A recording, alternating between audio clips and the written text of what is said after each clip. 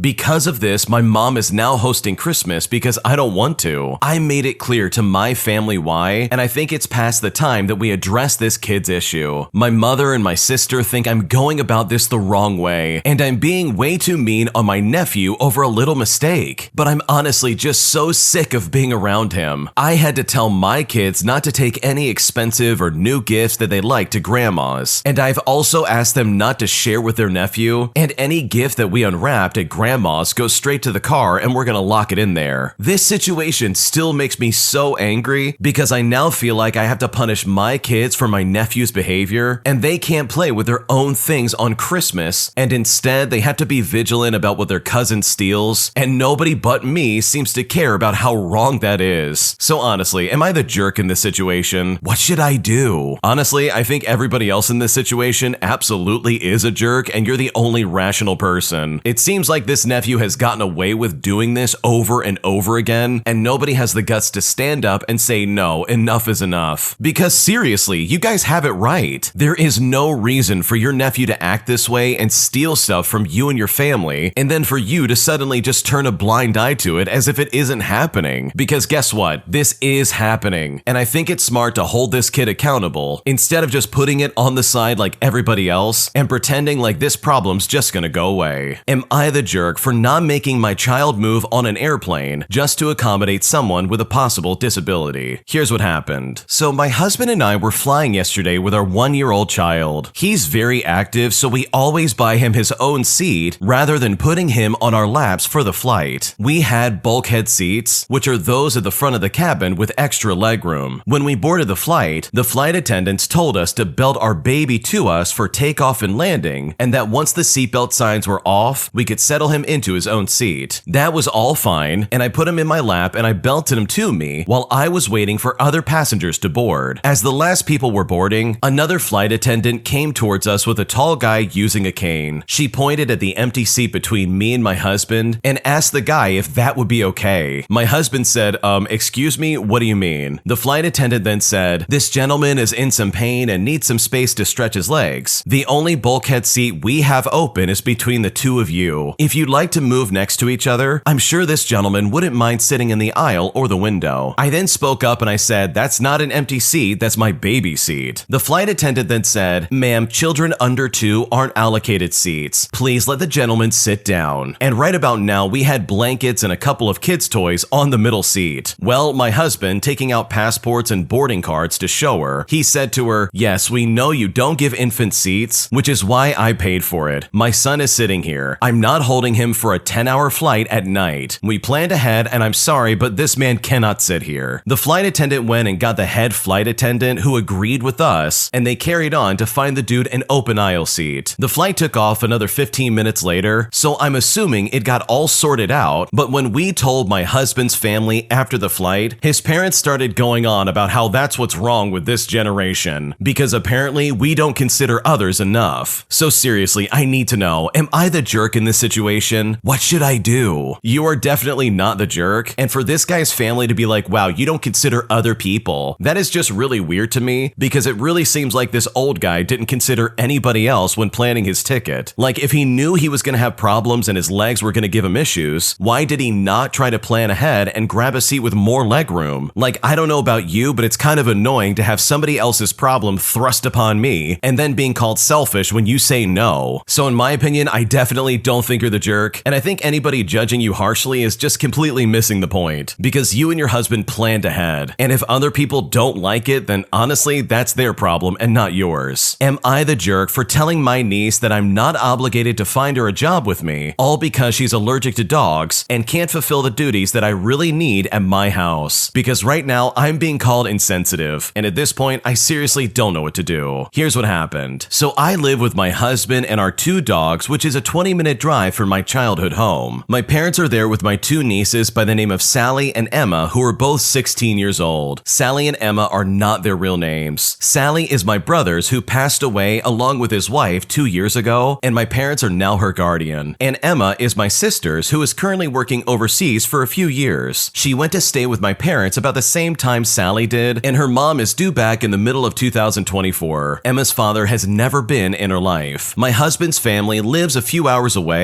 and we always spend the December holiday with them while my parents get Thanksgiving. Ever since the girls moved in with my parents, I offered them the chance to pet sit my dogs for my husband and me. They would need to take them on walks and feed them and all of that, and we offered a rather generous pay for the job. Well, Sally is allergic to dogs, while Emma is not. Emma took the job and did well and has been our December pet sitter for a couple of years now, as well as the occasional shorter-term sitter other parts of the year. Last week, I went to visit my parents and to ask Emma if she will pick up pet sitting again, which she happily said yes. I noticed that Sally was a bit sulky and asked her what was wrong. Sally said that Emma was lucky to be working for me at such a great pay and that she's guaranteed a job every December, and that Sally has to work minimum wage with the occasional babysitting jobs. Sally then said that I should get her a job too, just to be fair. I told her I don't create jobs, I just hire people for them. The jobs were just there, needing to be done, and it is unfortunate but not my fault that she's not qualified for a job that I am in need of. But Sally said an allergy is not something that she can control, and Emma shouldn't get to reap the benefits, and it's not fair. I told her that sometimes life isn't fair, and I suggest that she finds what she can do and make the most of it. My mom later called me and said that I was being insensitive, and maybe I could have Sally help file my documents or something like that. Well, I told her I would be wasting time and money having Sally do something that doesn't need to be done. My mom said my husband and I are well enough off, and we can spare a few $100 this holiday to save Sally's feelings. Now, I don't believe in coddling, and I think Sally needs to learn that things can't always go her way. So am I the jerk in this situation? What should I do? Honestly, in my opinion, I don't think you're the jerk here. I don't think you did anything wrong by telling Sally, hey, I don't have a job for you. It's not like you're singling her out or anything like that. You're literally just saying, hey, I'm sorry, but Emma can do a job that you can't. And it's really not personal, and I still love you, but I can't have you around dogs if you're allergic to them. And I think the lesson you're trying to teach Sally is a valuable one, and it doesn't come off like you were trying to be rude or mean or anything like that. I really think you were just trying to be nice and put her down softly, because at the end of the day, you're completely right. Even though she thinks that this is unfair and that Emma's reaping the benefits of something that she could do, but she can't do it because she's allergic to dogs, that way of looking at life just doesn't benefit anybody in this situation. Like, I'm willing to bet there's plenty that Sally could do that Emma probably is not that good at. And also, when it comes to your mom being like, oh, just spend a couple $100 this holiday season, you guys are rich. Like, that's first of all really weird to me, but also it does really seem like that would be coddling Sally, and it would seem to be like a waste of money to try and hire Sally for something that doesn't need to be done. And I totally understand the idea of like, oh, just be nice to Sally or something like that, but I think that it would be way more beneficial for Sally to have like a real job of some kind instead of having a fake job just to get money, because I think having the real job would benefit Sally a lot more in the long run, and trying to coddle her just to save her feelings is not going to go anywhere in my opinion. My entitled wife hated every single Christmas gift I got her this year, as she complained that the only thing she wanted this year was $3,000 worth of tickets to a Taylor Swift concert. And despite the fact that she didn't get me anything this year for Christmas, as well as my family finding out about the way my wife has been treating me, I feel like my relationship is right on the line, and at this point, I seriously don't know what to do. Here's what happened. So I had an interesting Christmas. First, on my birthday in November, my wife told me my gift was on the way, but it never came. She said it kept getting delayed, and she ended up buying a Target sugar cookie house decorating kit. Fast forward to a few weeks ago, and she had asked me to help make a book of wedding pictures for her parents for Christmas, which I did. It was ordered for them last week. Last night, the two of us opened presents with her parents, and she discouraged me from bringing any of my presents for her to be open in front of her family, because apparently my gift isn't here yet. I suggested printing a picture of it and putting the picture in a gift box or something, but she said that she couldn't do that. She then tells her parents about the photo book and shows them a picture of it on her phone, then turns to me and says, "That's your gift too." Then she opens my presents. One was all 3 Taylor Swift covers of Time magazine. She then said to me, "I asked for Era Tour tickets. That's the only thing I asked for this year. Now, we had talked about the tickets months ago, seeing that the cheapest ones would be about $1,500 each, and she already said she didn't want me to go with her, but she wanted an extra ticket for her friend. So she wanted me to spend at least $3,000 on tickets for something she didn't want me to do with her. Then she opened the next gift, which were tickets for a day of whitewater rafting that includes gear and training from an instructor. She said to me, "Oh, great." She said that she didn't want practical gifts, and this was something that we could do together. And at this point, her family is saying they're good gifts and that they're very thoughtful, just trying to make me feel better, but it literally made me feel worthless. She hated what I got for her, and she basically forgot to get me anything. Her parents called me and reassured me again that they were good gifts, and now my mom is calling me asking what I got from my wife for Christmas, and it's becoming a huge thing because she apparently heard what happened. I mean, what do I even do at this point? We've been married for 2 years, and she has not been one for like buying gifts, but this is a new low. I offered to return the tickets, and her response was to say, "I'll do it because you want us to do it." So honestly, how do I handle this? And how do I discuss this with my mom? Because so far, I've dodged going into a lot of detail about it, especially when my mom tries to dig deeper into a conversation about it. What should I do? So I want to start off by saying just the obvious stuff that's pointed out to me at least, because it really seems like your wife just doesn't like you. And I don't say that to try and be silly or anything like that. Like, based on what you described, it really doesn't seem like she likes you at all. Like, for starters, she just straight up didn't buy anything for you for Christmas, or even your birthday for that matter. And then secondly, she expects you to drop $3,000 on tickets, but then she doesn't even want you to go with her to the stupid concert. It's like, what is going on right now? Because right now it doesn't seem like she likes you in the slightest. And her parents are probably like super embarrassed by what happened. Like, here you are trying to get a gift that's like, I don't know, something you two can do together. And she's like, "Oh my God, this is not what I wanted. All I wanted were AITA tour tickets. How dare you?" And like, seriously, this is super obnoxious and like really entitled. Like, it really seems like this is beyond her being bad at giving gifts, and instead it all feels very planned and very calculated against you. So I don't know, I think it's really weird for her to want you to buy tickets to an event that she doesn't even want you to go to, and then act as if this is your fault for not being able to afford that. Because in my opinion, that's really weird, and you definitely do not deserve to get treated like that. If you like Am I the Jerk, you're probably going to love Am I the Genius. Check it out, link down below in the description. Also, go to AmITheJerk.com/submit if you would like to submit your own stories. My family and brother destroyed any Christmas cheer and spirit that I have left, and this is even after Christmas was finally over. And after dealing with their awful attitudes as well as my brother's torment towards me, I'm seriously at such a loss, and I now don't know what to do. Here's what happened. So I'll start things off with a few weeks ago. My brother recently had his birthday, and he used it as an opportunity to hurt everybody without any fear of consequence. During the 11th of November, which is Remembrance Day, and during the minute silence, he made as much noise as he could, and I tried to hold myself back after the minute had finished. His birthday week was chaotic. On his actual birthday, he whined about the presents not being in a specific size or quantity. My parents did absolutely nothing after he said this, which disgusted me. Every single day, he tormented me, told me to hurt myself on different days, and at the end of the week, we were meant to have a barbecue to commemorate his birthday. Now, I was going to attend, but he began to verbally and physically hurt me, so I decided to leave and go to my partner's house. Before I left, I learned about why my parents ignored his awful remarks and blamed me for his actions. They told me that if they didn't see it, then it didn't happen. They didn't want to call him out for his actions, as that would make them feel bad, and if he told them something didn't happen, even if they saw it, they would ignore it, as they wouldn't want to call him a liar. According to them, I needed counseling. I spent the rest of the day with my partner, which I really enjoyed. I had to come home afterwards, and I was instantly berated by my sibling. I wanted to stay with my partner and not come back here ever again. During the weeks up to Christmas, life took a difficult turn, and I tried my hardest to pick myself up again while my family tried to force me back down, with my brother creating drama out of nothing to demean me while my parents took his side. Work got busier and busier, and one of my best friends there unfortunately left. I've also been doing a lot of housework, with my family not even bothering to help, even if I get overwhelmed and nauseated from the speed I'm working at. I found myself getting overworked, and I was asked to work Christmas Eve, and now I've been asked to work New Year's Eve and New Year's Day. I'm currently currently saving up to leave time for an event that'll take place next year in February. Now, when it comes to what happened on Christmas, I just wanted to enjoy Christmas with my family and spread some holiday cheer. I wrapped most of my gifts and decorated the house while everyone else didn't even lift a finger to help. I tried very hard to make Christmas Day the best I could, but now I'm wondering why I even tried in the first place. At every moment on Christmas Day, I had my brother trying to start a fight with me, and I didn't even know why. During our Christmas lunch, he stood up and screamed at me and told me to shut up and just pass away already, even though I was just eating food. My parents didn't do anything, and every time I've tried to talk today, he's either told me to shut up or he's been speaking over the top of me. He's been trying to exclude me from the family Christmas celebration all day. During the gift opening, he threw a tantrum that I got a Sonic Lego set. He also got a large present, which was a picture from Stranger Things, and proceeded to tease me about it, all because he had a bigger present. He was acting like he was 2 years old. We also opened our presents after everything had been handed out, and he hadn't opened the large one yet when I opened the Sonic one. The cherry on top was what happened during the afternoon. I was asked to play a game of Monopoly, and I agreed. It was a tough game, and I found myself getting stressed out from the game and from the heat. I tried to leave, but my mother was close to winning, and for some reason, she didn't want the game to end. I felt frustrated, and when I tried to leave again to have a break, she demanded that I come back and help her pack up. I forfeited the game, and then my brother decided to mock me for losing. I mean, I was this close to punching him. When I helped pack up, she guilt-tripped me about not being able to play Monopoly with her in the future. I mean, I wanted to cry. This was all because she wanted to win. The day was awful. During dinner, my brother tried to scare me as much as he could. He slammed the fridge, kicked the pantry, and thumped the kitchen bench aggressively. I finished dinner as fast as I could. He also threw a pile of clothes at me. It's not as bad as what's happened for most of the day, but I was still upset nonetheless. The next day, I was subjected to more awful things, but all without it being Christmas Day. My mother tried to start something with me just because I took my breakfast out of the pantry, and my brother tried to start something just because I walked past him. This evening, I got called out for dinner, and I went to the kitchen. My brother was there, and I kept my distance from him. I breathe softly at a quick pace when I'm afraid, and that's how I show my fear. He knows this, and he exploited me for it repeatedly. He teasingly told me to breathe after he just sat down at the table, and he just kept ranting at me. This got my parents into another discussion where they blame me again for everything that goes on in this household. I remembered about needing to check something, and I walked back into my room. They began to yell at me for walking away and told me that I was immature. I tried to explain that I was checking something to them, but my mom screamed at me and said, "I'm not a mind reader." But then I just screamed, "Well, I'm not your servant." And when I walked back into the kitchen, I took my dinner into another room, wanting to avoid the conversation. After I finished my dinner, I came back out and placed my plate neatly in the dishwasher. Well, for some reason, this caused my mother to flip out again, and she yelled at me for supposedly slamming things into the dishwasher when I wasn't even doing that in the slightest. I walked away to my room, which is where I am now. She barged into my room and yelled at me to grow up and that I was acting like I was 2 years old and that I apparently thought the whole world revolved around me. She then brought up the Monopoly game and forgot to mention that she wanted to keep playing even though I was getting stressed out. She called me pathetic and did this whole routine of imitating me as if I was saying, "Oh wow, I'm losing, I'm so sad." Now, I wanted to bring up what she did, but I knew that I'd just make her angrier. My dad agreed with her as well, and my brother yelled out his agreement from the table. I shut my door again and I cried, with my brother mocking me from outside my bedroom door. On a lighter note, I'm gonna be moving soon, and I know my moving date is coming up next year, but I'm wondering if I should just run away. I don't know how much more I can take, and honestly, at this point, I don't know what to do. First of all, I want to say that this is a really awful situation, and I'm really excited for you to move out. Your brother treats you awful, and your parents don't believe the fact that your brother's a monster, and they're completely ignoring all the terrible things that he's doing, all because they don't want to make him feel bad for calling him out. Like, that's crazy to me, and that's just completely unfair. Also, you mentioned that maybe you should run away, and in my opinion, I think that's a really bad idea, because it's only going to cause more problems in your life, and I'm fairly certain, depending on how old you are, that it very likely could ruin your chance to move out of that house and get away from those people. Like, if I was in your shoes, I would definitely not run away, but instead bide my time and make sure I have everything in order for when I do move out, because these people sound absolutely awful. And hopefully when you do get to move out, it all goes smoothly and these people are not as involved in your life anymore. My family is claiming that I have a bad attitude, all because I stood up for myself on Christmas Day. And even though I'm trying to set healthy boundaries with my family, I still feel like I have a lot of resistance from all of them. And at this point, I seriously don't know what to do. So to start things out, I'm a 29-year-old female. There are two groups of grandchildren, the 4 older ones that range from early 20s to early 30s, and the 6 younger grandchildren that are teens and below. And I'm the second oldest of the first group of grandchildren. Myself and my younger sibling, until about 4 years ago, always had harsher rules because the other 2 of the older grandchildren didn't have the best home life. My brother got sick, so now everything is on me. Up until recently, I've allowed my family to walk all over me and tell me what to do, even though I haven't lived at home for about 6 years now. And this is because I was kicked out, and they even spread rumors about me after I was kicked out. Anytime they would tell me to do something, I would do it. Pick this person up from here, clean this person's house, you have to be available to set up for this party, and so on and so forth. Well, I started therapy about a month and a half ago, which is something my family said we should never do because it's for crazy people. And one of the things I talked about with my therapist was how I'm feeling burnt out from doing whatever they say with no regards for my plans or resources. They taught me how to set a healthy boundary. A few days before Christmas, I was told by one of my relatives that I'm responsible for picking up my cousin. I told her that said cousin needs to be the one to ask me because I'm an adult and I don't need to be given orders, but I can be asked by the person who is also an adult in their late 20s if I can come and get them. The night of Christmas Eve at about 9:30 or 10 o'clock, my cousin calls and says, "So what time are you picking me up?" But I told her she never called and asked me, so I assumed that I wasn't. And though I could pick her up the next time, she needs to give me an appropriate amount of time because 13 hours before we need to be there is not okay. She tried to yell at me about how hard she has it and how she's been busy and could only call just now. But here's the thing, she's unemployed and usually doing nothing but smoking the herb, if you know what I mean. I told her, for starters, she's not gonna yell at me when I just said I could help her out. And secondly, all I said is that she needs to give better notice. I told her that I'd see her tomorrow because I was still doing Christmas with my in-laws when she called. Christmas morning, as I'm getting ready to get dressed so I can leave early to go get her, she sends me a text message that I don't need to get her anymore. I said okay, and I asked her twice if she was sure because I'm about to go out the door and was leaving early to come and get her. She said that she found a ride and she was going to do that. Now, I was annoyed because I woke up early, but whatever. So I leave and I get to Christmas and everyone that was there asked where she was. So I told them what happened and said that she set up another ride. They said they told her I was picking her up and I should have done it. But I explained to them that I'm not a child and I would rather be asked than ordered to do things, and that she can talk for herself and she can also arrange a ride for herself. I mean, she figures out how to do everything else. This is no different. They mumbled about how I have an attitude and said that we're going to move on. This cousin then calls an aunt saying their ride bailed and asks if they'd come and get her instead. Everyone then looks at me and I said I guess I'll go get her even though I asked if she needed me to get her in the first place. So I have my husband drive and I don't talk to her when we get there and don't respond to her when she's talking to me while I drive because I am so mad. And I continue not to talk to everyone else because I'm so mad at them and they just resume mumbling about my attitude. I don't even know what to do. I try to stick up for myself and set a boundary and it didn't work and now I'm just angry at all of them. And my husband tells me to let it go because they've always been like this and it's Christmas. I'm tired of being the only grandchild expected to do anything and I'm starting to resent my family for it overall. What should I do? Yeah, I can totally understand where you're coming from here. It really seems like your family looks to you to do everything and then when you don't do it, they get upset. Not because you didn't do it, but because they're the ones that have to step up and do it instead. And it's obvious that they're all lazy and they just want you to do everything. But you know what? One of my favorite words in the English dictionary is the word no. Like, that word is fantastic and it's also a complete sentence. So honestly, I don't think you ever have to say yes to everything that's presented your way or even find some kind of like common ground to make everybody happy. If you don't want to do something unreasonable from your family again, you can just tell them, no, I'm not going to do that, and then leave it at that. And if they don't like it, then guess what? They can step up to the plate for once in their lives and do something that they always expect you to do. Because in my opinion, the way you're being treated right now is completely unfair. You shouldn't have to be the only one doing everything around the house, and it's completely irrational for them to act like they can't do stuff as well. well. And sure, it does sound like you kind of caved when put under pressure, but with enough practice, I think you really can set some solid boundaries that everybody can eventually respect. And hopefully when that day comes, it all goes well, because honestly, you truly do deserve to be treated with respect. Am I the jerk for not paying my sister after she briefly helped out with getting my Christmas party completely organized? Here's what happened. So my husband and I hosted Christmas this year. My 20 living close family members have stayed with us from the 18th and will continue until tomorrow. A further 8 people joined us yesterday for Christmas dinner and a Christmas party. My older brother and his husband usually help me with the Christmas dinner, and they did this year as well, but there were a few more guests than usual, and we needed more hands on deck, so I asked my younger sister to help out. She agreed, if reluctantly, once she saw how much needed to be done, and then just got to work. She muttered when she started that I had better pay her back for this, to which I laughed because I thought it was a joke. There is a very high chance that I misinterpreted this, because I do have autism, and recognizing sarcasm is not one of my strong points. But she didn't object, so I took my interpretation as the correct one. I was and am incredibly grateful for her help, and thanked her for it many times. Once the cooking was done and the food was served in our dining room, I made sure to mention the contribution that everyone had put into the meal by name, as I do every single year. My sister then, this morning, just before she was about to leave, with everything packed up in her car saying goodbye to everybody, actually asked me how much I was going to pay her. I asked her what she meant, and she said that she had agreed to do it with the idea that she would be paid for it and that she wasn't my slave. I said that I wasn't going to pay her because it was a favor. Also, I've done a lot for her during her time here, so if anything, it was her paying me back. She just glared at me and asked again for money, and I said I don't have anything for her. She didn't ask again, and left after telling me I was being a jerk with her for no reason. Now, we are normally on very good terms, so this was really surprising. I don't remember us ever arguing before now, so I think I either did something wrong or she was in a bad mood because she was hungover and I only did something slightly wrong. So honestly, am I the jerk in this situation? What should I do? I don't think you're the jerk at all. Like seriously, family helps out at Christmas dinners. How is this hard for your sister to understand? Like you asked her for your help and you didn't even agree to pay her any money at the end of the night. So for her to step in and be like, wow, you're supposed to pay me for this? Like that's crazy to me, and that's incredibly spoiled of her to try and make that assumption. And here's the thing, if I was in the sister's shoes and my sibling came up to me and said, hey, I need help getting my Christmas party together because there's an insane amount of people here and we just need the help, my first thought would not be, hey, I want to get paid for this if I'm gonna help you out. I'm gonna look at my sibling and then the people around me and be like, yeah, I definitely want to help out. Like based on what the original poster was saying, there was over like 25 people at this party, and I don't know if you've been to a party like that and you've tried to organize something like that, but not only is that going to be a logistical nightmare if you're not prepared, but that's also a lot of food that you have to get ready. I know any smaller get-togethers that I've had with family have had a lot of food to feed everybody involved. So the fact that there would be over 25 people there attending this party, that would be more than enough reason for me in the sister's shoes to be like, yeah, I'm gonna help out. But on the flip side, her demand to get money for her involvement is honestly so weird to me, and I just don't think there's a good enough reason to justify that. So overall, no, you're absolutely not the jerk. Family is expected to help out, and the fact that your sister can't understand that truly shows how selfish she truly is. An entitled British customer refuses to pay for their tab, claiming that we're just stupid Americans and that they deserve better treatment at our bar. Things ended up getting so bad that I had to call security just to force them out of the bar. And honestly, I just hope I never have to deal with them ever again. Here's what happened. So I had an awful couple come in this weekend. They grabbed a menu from the host stand and sat themselves at the bar. The host was gone, so I guess no one had seen them come in. And that's the first thing they were annoyed with. Now that is understandable, however, it's not my fault, seeing that I was busy serving people behind the bar. The second thing was the kitchen was closed for everything. It was 1:30, so a half an hour before we close. The guy rolled his eyes, gave a sigh, and started complaining about how ridiculous American restaurants are. The third strike was that they came in 15 minutes till the last call, and spent 5 of it just complaining about the lack of staff. So by the time I cut off his rant to let him know that it was almost last call, he was even more upset. I mean, I tried to be as nice as possible. I cut in and said, just to let you know, last call is about 10 minutes away. Anyways, they get some drinks and hang out, and meet up with with a friend who was picking up a to-go order from us. They asked if they could eat the to-go order there, and since it was slow, I saw no problem with that and gave them some proper plates. Once our dishwasher leaves, it's protocol to give our carryouts plates and silverware if they happen to decide that they want to eat their order at the restaurant instead. And that was strike 4. Then this guy walks behind the bar to cut up his friend's pizza into small slices. The first time I took a breath and just let him. He had already been super rude and I was so tired.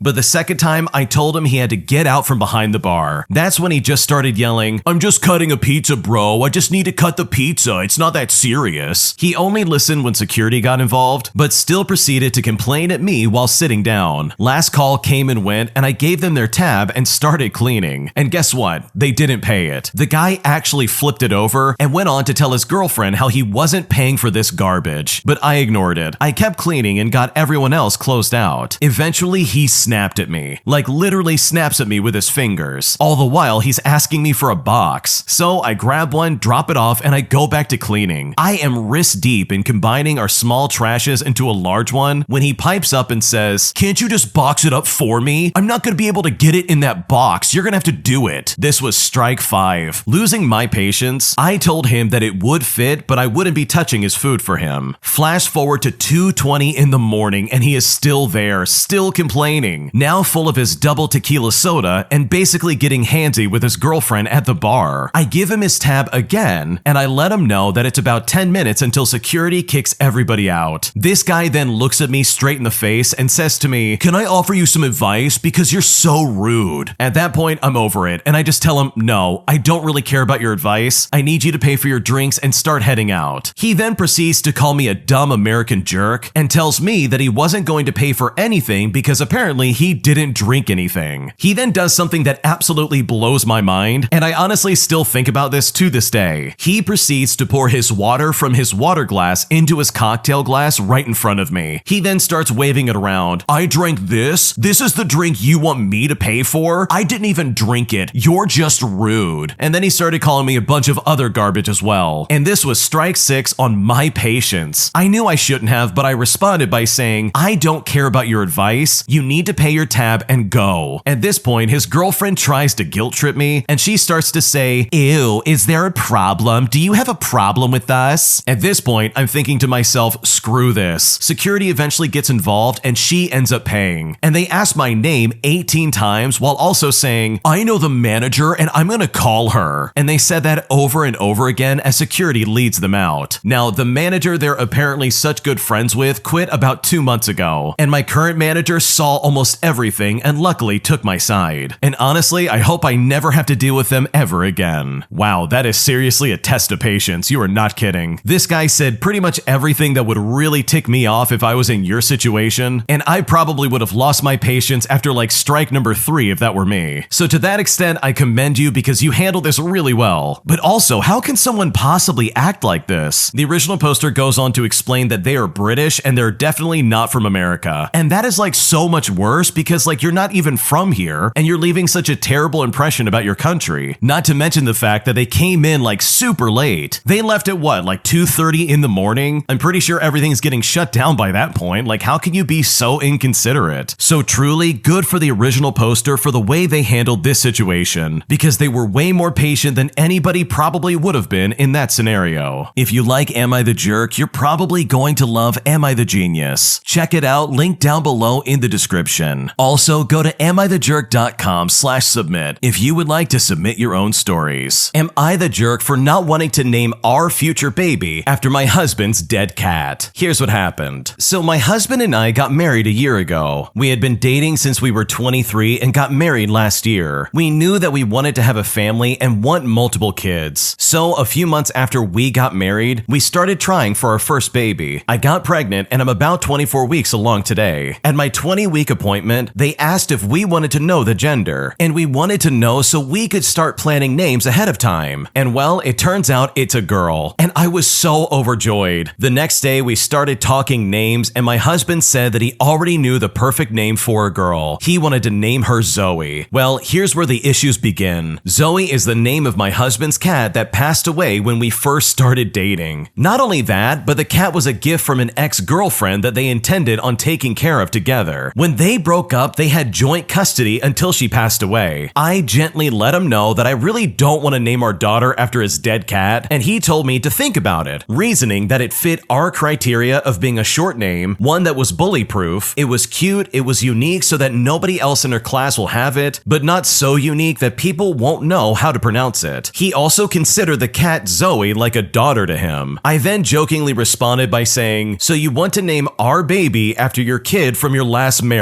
Well, when I said that, he did not laugh. Instead, he got defensive. He said it wasn't like that, but I said that I didn't really like the idea of naming our daughter after something he associated with his last relationship. He started getting teary-eyed, presumably because he was thinking about his dead pet. He then responded by saying, "Fine, it's your baby, name it whatever you want." And since then, I've been here and there suggesting names I see elsewhere, and every time he responds by saying, "I don't care, do what you want." I can't help but feel like I'm the jerk here. Maybe I'm being too stubborn. I do like the name Zoe, it's just that I don't think I'd be able to move past the history behind it. So am I the jerk in this situation? What should I do? Personally, I don't think you're the jerk at all. I think the way your husband is acting is really weird. Like, think about it. Who in their right mind would want to name their daughter after their dead cat? I understand the name is cute and it fits all your criteria, but guess what? It's still the name of your dead cat. That came from your ex-girlfriend as well. Like, I'm completely on the original poster side in this situation. So in my opinion, I don't think you're the jerk, and I think your husband, if anything, is the one who's being stubborn and is just being completely unreasonable. Because right now, he's trying to give you like this silent treatment as if he doesn't care, and in my opinion, I think that's really rude, especially considering that this needs to be a joint effort when it comes to naming your future daughter. My sister's parenting style is making me not want to spend time with her at all, simply because she doesn't take care of her kids, and she allows her kids to walk all over her, as she claims to be a gentle parenting mom. And at this point, I seriously don't know what to do. Here's what happened. So I used to be a nanny, and I think I'm very adept to childcare. I do a lot of things with my niece that her parents hate doing. Being outdoors and cooking together are definitely a big one. Now, for a bit of background, I've always spent a ton of time with my niece, and I stayed with my sister and brother-in-law for a month after she was born, even though I lived 6 hours away at the time, and in turn, they let me stay with them for a while a couple of years ago when I was between jobs. Now, my sister is a gentle parenting mom, but my niece is now 4 and she's turned into a total pushover. She lets my niece totally dictate everything. She is a sensitive little girl and I love her so much. I'm not even a heavy-handed person at all. I'm very compassionate, but I've always made certain standards of behavior clear to her and all my former nanny kids with clear and compassionate discipline attached to it. For example, if you can't stop hitting your sibling, you have to go sit in the other room quietly and be alone. Stuff like that. I simply had too many siblings at a time sometimes to talk through the big feelings that cause one to start hitting. Just to illustrate as an example, well, my sister and her family recently visited me and my fiance, and I planned out a kid-friendly itinerary for the whole weekend. However, we didn't do a single thing I had planned. I'm flexible and understand toddlers, but for example, they didn't want to go to the petting zoo that I had planned because it was too cold, and instead we drove around so my niece could watch her iPad, and eventually they decided they wanted to go to a playground outside. They brought nothing to entertain her during meal times and ordered her 3 separate entrees because she didn't eat each previous one once we were at lunch. They were totally focused on her wishes at any moment in time. They also had the chance to meet my future in-laws for the first time and blew off dinner to go play in the backyard while we ate because my niece wasn't done playing yet before dinner. Overall, I just felt like they were so rude and I didn't get to actually spend time with any of them. We then spent Thanksgiving with them, and that weekend, my sister planned a full day outing that excluded only my fiance. She originally told me that she planned it just for me, her, and my niece, and the plan was for my fiance and brother-in-law to hang behind. Then, at the last minute, she told me she got another ticket for her husband, but they were sold out, so my fiance couldn't go too. We had another lunch, during which I had to discipline my niece to keep her from crawling all over the restaurant floor and scrounge up things to entertain her with because my sister never brings crayons or anything other than an iPad. Every single thing we do during a visit is subject to my niece's veto power. If she doesn't want to go to the museum, for example, even though we all have tickets to already go, we simply won't go. This dynamic used to be okay when my niece was a baby and I was single and visiting alone. However, now I just feel they are rude, wet blankets and totally let my niece run the show. Every time I see them, they are overwhelmed awesome by parenting. I feel for them, and I'm not trying to be callous. I help out a lot when I see them, but I'm also not visiting to be their temporary nanny. I didn't visit for Christmas because after these last 2 visits, I just didn't want to deal with the stress and manic energy. I just spent it alone with my fiance. My sister is angry at me for not making plans for Christmas, and truthfully, I wasn't that communicative because she guilt trips me into visits, saying my niece wants to see me. I love my sister and my niece, but I feel my sister caters to her, doesn't set age-appropriate boundaries, and generally makes our visits very stressful. However, I absolutely don't want to criticize her parenting style, especially as a non-parent, and at this point, I seriously don't know what to do. I first want to say that someone in the comment section of this post put it best. They basically said, listen, you don't have to be a pilot to know that a helicopter in a tree is not a good thing. And that's a good answer to the original poster basically saying, hey, I'm not a parent, I don't want to judge. Because I am right there with the original poster in this regard. The sister of this story is completely uninvolved with their kid and keeping them in line. Like seriously, is it that hard to plan something for your child? Also, is it that hard to follow through with your plans? Listen, this kid is 4 years old. She literally doesn't know what she wants, and to be held hostage by that is simply insane. You are the parent, not the other way around. It's crazy to me and incredibly annoying whenever I see parents who literally let their kids dictate everything in their life. They're just complete pushovers and let their kids walk all over them. Like that sets a really weird precedent moving forward, and in my opinion, there's no good excuse for that. Because here's the thing, if you do let those kids walk all over you without setting up some kind of, I don't know, punishment for acting up, then that's the way it's gonna be literally forever. And trust me, I get it, I'm not trying to be callous either, but based on what the original poster has spelled out, it really seems like that toddler runs that house, and I know I would be really annoyed if I came along to, I don't know, a museum trip, and then suddenly we're not gonna go because this stupid kid in the back doesn't want to go. It's like, seriously, what are we doing? Maybe have somebody babysit the kid so the rest of us can at least enjoy our time out. So I don't blame you for not wanting to go to your sister's house, especially because you become like an impromptu nanny pretty much every time you go. And that in and of itself has got to be absolutely obnoxious. Am I the jerk for not buying my sons any Christmas gifts, all because they're bullying their little sister? Here's what happened. So I'm a 33-year-old female with 3 kids. My twin boys John and Jack are 11 years old, and my daughter Jane is 9 years old. John, Jack, and Jane are not their real names. My boys always had a strong sibling bond. They are inseparable, have the same interests and hobbies, and are doing everything together. I love to see this, but it has a nasty side effect. Their little sister gets often left out by them. Sometimes they offered her to join them, but most of the time I had to remind them that they have a sister and should include her. They always claim that they don't like doing boring girl stuff with her. I encourage them to do the things that she likes too, and to switch between the stuff that they like, but they refused to listen to me and started to shut out their sister completely. This has since been going on for 3 months, so I started withholding pocket money and family activities, with my husband being hesitant at first, but I convinced him. Whenever the boys do something without Jane, I take her to the movies or to go mini golfing and other boring girl stuff, as they would put it. It was hurtful to do this fun activity without my sons, but it is exactly what they would do to their own little sister. I tried to talk to them to explain this, but they refused to listen to me. In the opposite, they started to actively be hostile towards their sister. They ridicule their hobbies, say mean stuff when she walks past them, and push her away when she tries to talk to them. Yesterday morning, we sat at the Christmas tree and gave Jane her Christmas gifts. When the boys asked me for their gifts, I told them that we don't have any presents for them. They thought I was kidding at first, but when they realized that I was serious, they froze. I told them that they will get their presents once they start to treat their sister like a family member. They then didn't say anything and just went to their room. They only come out now when their dad forces them to eat something. Now, I feel horrible, but at the same time, I'm so angry at my sons. My daughter is beyond sad. She asked me yesterday why her brothers hate her so much. My husband thinks that I'm a jerk for playing favorites and thank me for ruining Christmas, but I will not stand by and watch as Jane gets bullied by her own brothers. So honestly, am I the jerk here? What should I do? Yes, the original poster is 100% the jerk. I can't believe they're even asking that. Let's go over the facts real quick. Your twin boys want to spend a lot of time together, and they're sometimes less likely to include their sister Jane in those activities because clearly there's a lack of mutual interest. And instead of, I don't know, entertaining Jane yourself, or even something more reasonable, you instead decided to basically pit your sons against your daughter. Like seriously, what are you doing? thing. You're literally tearing your own family apart, and the icing on the cake is the fact that you didn't give them any Christmas gifts, all under this lie that she's not being treated like a family member. If anything, you're not treating your sons like family members. Like, I don't blame them for going to their room and not wanting anything to do with you. And by the way, you absolutely did ruin Christmas for these kids. They are 11 years old. Like, are you being serious right now? They haven't done anything wrong other than be boys and spend time with each other. You're acting like they started this by being really mean to their sister, but in reality, you're just like obsessing over everything they do for like no reason. And now, as a result of your actions, you are literally making your sons hate and resent their sister. You are literally the problem in this scenario because you started this drama for no reason. So yes, I think you're the jerk, and I definitely think you need to make this up to your sons. Because trust me, I know if I was in that scenario as a kid, I would resent not only my sister, but also my mother for treating me that way. And because of you, I have to agree with your husband. You absolutely did ruin Christmas. An entitled old man tries to yell at me after he accuses me of distracting the dog he was trying to train at a public park. But I decided I was not going to take this sitting down, so I defended myself in a way I've never done in my life. Here's what happened. So about a year ago, I was taking a stroll in a small nature reserve near my house together with my wife and dog. Further along the path, an older entitled man who's about 70 was standing with his family, whom I'm presuming is probably his son or daughter, mostly because they were in their 30s. As we come closer, we saw he was talking to his dog, a young husky. The husky was sitting in front of him in the grass, and he was saying stuff like sit or stay. Now, as we passed, this husky, who's not on a leash by the way, stood up and walked towards our dog who was leashed. They seemed friendly, so I let them sniff and greet each other, but the man walks up to me with an authoritarian air about him, and then points and waves his finger at me in a belittling manner. This man looks at me and says, "Can't you see that I'm training my dog? You should not let your dog distract my dog when I'm obviously training him." Now, I have worked very hard for years to become my own boss and not have anybody tell me what to do. I wasn't planning on having a stranger treat me like he was my boss. I am a peaceful guy normally, but this entitled old man struck the wrong chord. So I got angry and I copied his finger pointing. I said to him, "You don't get to talk to me that way. Do you always talk to strangers like that?" His family in the background awkwardly glances at this entitled old man, obviously ashamed of his actions. He goes on to say that he does, while also trying to say something, but I interrupted him. I said to him, "That dog should be on a leash," which by the way is the rule of the nature reserve, and there are high fines if you get caught. The entitled old man then says, "Well, you're right about that, but I'm training him." And before he could continue, I interrupted him again. I said to him, "You should also learn how to talk to strangers and show some manners." At this point, I turn my back to him and I walk away, saying the word unbelievable to my wife just loud enough to make sure that he heard me. He sputtered on for a little bit, but we just ignored him at that point. Now, to be honest, I felt good about how I handled this. A few years ago, I probably would have let him walk all over me, but those days are gone, and I definitely will never let that happen to me ever again. Good for you for standing up for yourself. That guy seriously had a dog off the leash in a park where you very clearly need to have a leash, and then he tries to blame you for his dog getting distracted. Look, if this guy's trying to train their dog, he's not doing a good job. And it doesn't help that he has this weird entitled attitude. Like, the way he was talking to you was so out of line, it's not even funny. Like, there's no reason for him to get an attitude at a stranger who's just walking by on a trail. Like, that just doesn't make any sense to me, and there's no good reason for that in the first place. If this guy really wanted to train his dog, by the way, then for starters, he should probably know how to do it, because clearly it's not working. He said repeatedly for the dog to stay and sit down, but the husky got up, walked over to the dog, and pretty much did whatever it wanted. And I'm also pretty sure that huskies are like really hard to train. Correct me if I'm wrong in the comment section, but I'm pretty sure they're like really stubborn animals, which is definitely like an endearing trait to have as a pet, but it can be really infuriating when you're trying to like train them to listen to you for once. So yeah, the original poster is not a jerk in this situation. This old man had no business trying to like boss you around, and it's awesome to see that you stood up for yourself in the face of somebody who was trying to walk all over you. And I overall think you handled the situation really well. An entitled Karen screams at me at an airport, all because I won't let her spoiled child play video games on my laptop. But after experiencing something similar to this in the past, I decided that I was not going to allow this lady to bother me another second. And honestly, I'm kind of wondering why I'm such a Karen magnet in my life. Here's what happened. So I want to start off by saying that I'm kind of cursed with this sort of thing, where I deal deal with entitled parents while I'm at the airport, because almost the exact same situation that I've experienced before repeated itself again recently. Let me explain. I was traveling for work again and cutting things close to be home for Christmas, and this time it happened on a layover on my way home. My next flight wasn't to be in a few hours, so I did my usual thing of finding an airport cafe, plugging in my personal laptop just so I wouldn't run the battery dry. Now for context, I play retro games on my laptop, and this time I was playing Castlevania Legacy of Darkness. I had to wear headphones to avoid disturbing anyone, but eventually I felt a small hand tugging on my pant leg. It was a small boy, probably a bit younger than the one I dealt with previously, which is something I posted about previously online. He pointed out the bright red game controller I was using and asked what it was. He thought it was for an Xbox, and internally I was mildly offended by that, being the retro Nintendo fan that I am. But only a complete jerk would be angry at a kid for not knowing about something that existed before they were born. I was tired and not in the mood to be bothered, so I politely asked the kid to please go back to his parents and leave me be. He just stared at me like what I said didn't register, so I asked him again. And when that didn't work, I asked a nearby employee for help while also asking for a coffee refill. The employee found the kid's mother nearby and ushered the boy back to her. And I'm sure at this point you know exactly where this is going, because moments later I was being confronted by an entitled mother dressed in all black and white while red in the face like a bad newspaper headline, and was demanding to know what my problem was. Apparently, I can't just play video games in public and expect to not attract the attention of children nearby. I sighed because I knew exactly where this was going. Not my first rodeo after all. But in most other situations like this, I usually get a dirty glance from the entitled parent, but after the incident I experienced previously, in which an entitled mother literally destroyed my laptop, I was much more on guard. I stood up and told her it was not my job to entertain her child. It's not the job of the cafe employees or other people in the cafe either. I said that it was her job. Either bring something for her kid to game on or find a way to entertain him herself. I literally don't care, but I do want you to leave me out of it. She then acted extremely offended and called me a giant man baby. I told her that was exactly the sort of thing a Karen would say, which only seemed to anger her further. Soon the same employee was back and tried to break things up. She politely asked us both to calm down, but the entitled mother refused and said I should be thrown out for insulting her. I finally had enough and said that I sued the last person like her who demanded I entertain their son, because they broke my computer and got arrested, and there are cameras all around us to see who started what. So go ahead, try me. Well, the entitled mother started huffing, and I calmed down enough to sit back down and act polite enough, and then say to please just leave me alone. The employee sided with me and asked her to just calm down and leave me be. The entitled mother then huffed and dragged her kid away by the hand while he cried about the games that I was playing. For a good while, she was repeatedly glaring at me. Her son played on what I assume was her phone, which meant she had nothing to do herself. But then they left and later came back with a coloring book and a fresh pack of crayons I think she grabbed at the overpriced gift shop, and her son played on that till it was time to go. But this isn't quite over yet. This entitled mom was somehow on the same flight as me, which made her target me before boarding. She made sure to be as close to me as possible, and her little boy had nasty gas, so he kept farting right in my direction. But I stayed silent and kept my sunglasses on so she could not see where I was looking. She tried acting smug, looking back at me, but the smugness was short-lived as I made sure to act completely indifferent and silent to not show any irritation. Someone else called her out on her kids farting too, and she had a short argument with them about it as well. She later seemed to look like she sucked on a lemon as she saw that I got to board before her to go to business class, and she had to board for coach a few minutes later. She mouthed a swear word at me as she went by my aisle seat. I was off the flight before the entitled mom, so I didn't see her again when leaving the airport, and when my wife picked me up, I told her what happened, and she just rolled her eyes and called me a Karen magnet, and at this point, honestly, I kinda believe it. This story is actually really crazy to me because this is something we've covered on the channel about a year ago. I had to do some digging, but apparently he had an exact replica of this situation, only the other lady actually destroyed his laptop and she ended up getting arrested and he sued her. So in the grand scheme of things, this is not nearly as bad as what he went through before, and I think it has to do with the fact that this time this guy was not going to be taken off guard, because the previous time this happened, that Karen kind of ran up out of nowhere and broke his stuff. But this time, this guy was like, nope, I'm not gonna let that happen again. So seriously, to the original poster, I'm so sorry you had to deal with this literally a year later. Like, the timing of that is really funny. Like, I'm looking at his previous date, and he posted his previous experience in October of 2022, and now a little over a year later, and history's repeating itself. Like, seriously, that is like crazy odds. But at least this time around, you were ready for anything this crazy lady would have done, because I don't think anybody wants a repeat of what happened last time. If you like Am I the Jerk, you're probably going to love Am I the Genius. Check it out, link down below in the description. Also, go to AmITheJerk.com/submit if you would like to submit your own stories. My job tried to punish me for going on a pre-planned vacation, as they pretended like they didn't know about my vacation time, and instead tried to call me into work when I was literally out of town. And I'm honestly so glad that I don't work there anymore, because those people truly sucked. Here's what happened. So back between 2006 and 2008, I was a tax associate at the most well-known tax service in North America. I did very well in the class you take, which determines your eligibility to be hired, as well as teaching you how to do taxes, and as a result, I was hired. I bounced from office to office as newbies do, and I was doing well enough that I was always the first to be called if a shift needed covered. After my first season with them went so well, I was invited back for the next year, and the class was free because of the invitation back. In case you wonder why the class is every single year, it's because tax rules change every year and we have to keep up. Shortly after the class was over, which I aced by the way, I was approached by the lady who ran the district. She wanted to open a seasonal office in a Walmart 5 kilometers outside the city that I worked in. She wanted me as a primary associate there, in part because I'd done so well in the previous year, with my acing the class also playing a big role in it, not to mention the fact that I have a background in security, and I also live about 20 kilometers closer to this Walmart than anyone else on the staff. I wasn't going to be a manager, but I was going to be the only full-time associate. I'd open and close almost every day, and often be the only associate on site. It was basically my baby to take care of. There were hints that it also might lead to advancement in the company as well, so I was pretty excited at the opportunity. At first, everything was great. The Walmart staff liked me, the customers liked me, my boss liked me. I mean, I was blasting through customers. Only maybe 5 people walked away due to having to wait, and this is out of the few hundred who approached my little office beside the produce section. 2 months in, right before the tax season really heated up, I had a weekend I'd booked off the same day they'd hired me. I was going out of the province to see my family. The trip had been set long before they hired me, and I had made it clear that I wasn't going to be around. The schedule accurately reflected that, so the weekend arrives and I just go. I had a good time and I came back Monday evening so I could be back Tuesday morning. When I got home, I checked my answering machine for messages, and there were 3 new messages. 2 from my boss, the district lady, and 1 from the scheduler. I don't remember everything word for word, so I'll just paraphrase. Message 1 was Saturday morning at approximately 7 in the morning. They said to me, "Hi, sorry to do this, but we need you in today. The employee that was going to replace you, their car broke down, so they can't make it." The second message was Saturday afternoon, approximately 2 p.m. They said to me, "I'm very disappointed in you for not responding to me and not showing up. I'll be making some changes." Then the third message on Monday morning at 9 o'clock in the morning was the scheduler. They said to me, "Your hours have changed this week. Please call me when you get the chance." Now, at this point in my life, I'm not a kid out of high school, and I've had enough experience with screw jobs that I'm absolutely not going to crawl on my hands and knees, apologizing and begging for my job. If you're going to be petty and mean just because you messed up, then trust me, we're gonna have some problems. And so we did. I called the scheduler and was told I was suspended for a week and to call my boss after a week to get back on the schedule. She said the boss was trying to put me in my place and teach me how to be a good manager. They said that I'd get back on the schedule after the week was over. Well, I brought up my pre-planned and scheduled time off, and also that I wasn't a manager, I was a regular employee. The scheduler was very uncomfortable, but she was only doing what she was told. "They really did need you," she said to me. "Just call the boss in a week." I said sure, and then I didn't. I was furious, and I wasn't the one that was about to be put in their place. I called a few of the customers who I'd been working with, and I explained that I was no longer working there, and they chose to keep me as their tax girl regardless. It really wasn't intended as revenge, even though it sounds that way. I mean, the company wasn't going to make more than it cost to have someone someone do their taxes anyways. This was purely a customer relationship thing, and I also like to finish what I start. But the real revenge was accepting my suspension. The entire week I was suspended, I made sure to stop in at the Walmart to see if I knew who they'd scheduled for my shift, and if we were friendly, then help me out with the quirks of this location. But there was never anyone there. I confirmed with the Walmart staff, all week they had no one working there. Paying Walmart to rent space and getting nothing but a bad reputation for it is all thanks to the heavily advertised new location having 0 employees. It remained that way for the rest of the season, literally for 2 months. Now, the boss never called me and I never called her. I have some kind of pride. I have no idea how it impacted her professionally, and I stayed far away from taxes ever since. I got another job before my suspension was over, and honestly, I never looked back. Wow, that tax company is really stupid. Like, seriously, how do you not understand what is already pre-planned? Like, the original poster pretty much spelled it out perfectly. They're not going to be here for this one weekend, and you need to schedule around that, otherwise you're just going to have to deal with it. So the fact that they try to act like you're on call or something like that just to go in and do your job, even though you perfectly articulated that you're not going to be there, and you probably have it in writing as well, that in my opinion is the mark of a place you definitely do not want to work at. Because trust me, if they can violate your vacation time, then they will just keep doing that over and over again. Like, the fact that they did that to this employee basically sent a solid signal to them that, yeah, I don't want to work here. These people suck, and I'm definitely not going to stick around. And I know if I was in your shoes, I definitely would have done the exact same thing. My wife has ruined my only week off that I get from my job, and at this point, I'm trying not to lose it, as I feel like my mental health is starting to decline. Here's what happened. So I want to start off by saying that I work a very demanding job. There are very few, if any, times during the year when I have the luxury to take a few days off to myself. When I get home from work, between cooking dinner and doing dishes and taking care of chores around the house, I get maybe 2 hours a day to relax. My wife gets upset if I don't spend all that time with her, so I don't get to watch my shows, play my video games, or read my books. I've told her many times that I need time to relax and do things that I enjoy, and she'll agree with me, but then start giving me things to do or get me to do something else with her within 30 seconds of me starting. So anyways, 2 months ago, I asked my boss if I could use a week of vacation between Christmas and New Year's. It's a slow week, and we made arrangements to ensure that I am covered during those days for emergencies. I told my wife that this will be my time to do all the things that I want, just so I can de-stress from life and catch up on the things that I really enjoyed. I also plan to clean up my office and organize my files, which is something that has stressed me out for a while. My wife agreed and told me that she was very happy I'm going to be able to do some self-care. This weekend, she informed me that she had scheduled the chimney cleaners for Wednesday because I would be home. She wrote down a list of things for me to do, such as go to Home Depot, clean up the yard debris, pick up groceries for the week, go through boxes in the basement, and organize everything. I then politely informed her that I would not be doing any of those things, that this week was about self-care and addressing my needs. And with only 4 real days minus Christmas, I was not going to add additional work. She then told me to just get to what I had time for. On Tuesday, my wife decided to work from home. This prevented me from organizing my office since we share an office. I put on one of my video games and I started to play. 10 seconds later, my wife came flying in and told me to turn it off because it was too loud while she was trying to make phone calls. I told her to shut the office door, but she told me it was entirely too loud and sounded unprofessional in the background. So I pulled out a book and started reading on the couch. I did that for about an hour when my wife decided to come into the living room and work on her laptop. She turned on the Kardashians, and I sarcastically asked if that wouldn't make her sound more unprofessional in the background. She replied that she'll just mute it if a call comes in, which is exactly what she did. So after 15 minutes of trash TV and loud business phone calls, I went into our room to read my book. At this point, my wife kept interrupting me every few minutes. She would ask me how my book was going. How much more do I have to go? What's it about? She asked me what I wanted for lunch or what I wanted for dinner. And the questions went on and on and on. Eventually, it was time for dinner, so I just gave up and I put my book down. Well, today she decided to work from home again. I told told her it wasn't necessary, but she told me that she wanted to work from home. I replied by saying, yes, but no offense, I don't want you here. She laughed and said, I know, it's your self-care week, but I don't feel like going in. We can both be here. So I could not be in the office. I had to be up early for chimney cleaners and could not be in the living room because they were working in there. I went into our bedroom and started reading my book, and she came in and informed me that I needed to stay with the chimney sweepers in case they had questions because she had work calls that she had to take. I was unable to concentrate with them working, so I just sat there. When they finally finished, I took my book and I started reading. And that's when my wife decided to come into the living room and turn on the Kardashians again. So I migrated into the bedroom, laid down on my bed, and continued reading my book. And guess what happened next? 10 minutes later, she came in with her laptop and laid down on the bed next to me. I did my best to ignore the typing and phone calls and just concentrate on my book. Then she started snoring. Not like heavy breathing, but literal congested wheezing, choking snoring. So I let out a sigh, I got up, and I headed into the living room. I laid down on the couch and I put on one of my shows. Well, that lasted 15 minutes before my wife came in and started talking through it. She kept asking questions about it. She was criticizing it, talking about how it's clear why she wouldn't watch it, asking how many episodes there are and how long each episode is, and so on. Finally, after needing to rewind the same part 8 times, I accepted defeat and I just turned it off. My wife informed me that she thinks she's going to work from home for the rest of the week. She saw the look on my face, smiled, and said to me, I know I'm cramping your style and ruining your week off, but it's a quiet week and it works for me to be at home. I said to her, I love spending time with you, but I need my alone time. I haven't been able to do anything for me and it's damaging my mental health. She insists that she understands and that she wants me to have time to myself, but it seems to be in theory only and not in practice. I have found myself snapping at her and being tense with her, and I don't want that. I'm afraid that I'm going to explode on her, and I don't know how to make myself any more clear, but she doesn't seem to be taking me seriously, and at this point, I seriously don't know what to do. In my opinion, it really seems like your wife is doing all of this on purpose. Like she is literally following you room to room and just bothering you non-stop. She even took off the entire week just so she could work from home. So I'm serious when I say this, I don't think she cares about your mental health at all. It sounds like you have a very demanding job and your wife literally just does not care. I don't know if maybe this is because you didn't want to do chores during your week off, but for some mysterious reason that she can't seem to communicate, she feels the need to ruin your entire week off, and that in my opinion is so toxic. There is literally no good excuse for that, and if she really cared, she would go back to work and leave you alone. Because right now, this is honestly obnoxious. And if I were in your shoes, I would go to some kind of hotel and start doing things for me without her being around, because the way she's acting right now is completely inappropriate. My wife divorced me because she is completely convinced that I cheated on her. But despite the fact that I never did, I'm now struggling to figure out how to convince her that I definitely did not cheat and I've never cheated in any previous relationship in my life. Here's what happened. So yeah, the title pretty much says it all, and I'll get straight into the reason that she thinks that I cheated. I'm a 30-year-old male and I became acquaintances with this new girl that I will call Lily. Lily is not her real name, and she started working here about 4 months ago. We're working together on a big project for a client, and this requires me to talk to her for most of the day. I have never met her outside of work, and we have never flirted, made suggestive comments to each other, and never texted about anything else other than the project. I have no interest in spending time with her because, for one, I'm married, and two, I don't find her attractive. My wife sometimes visits my office to bring by food or whatnot and sees me talking to her. Somehow, Lily has a friend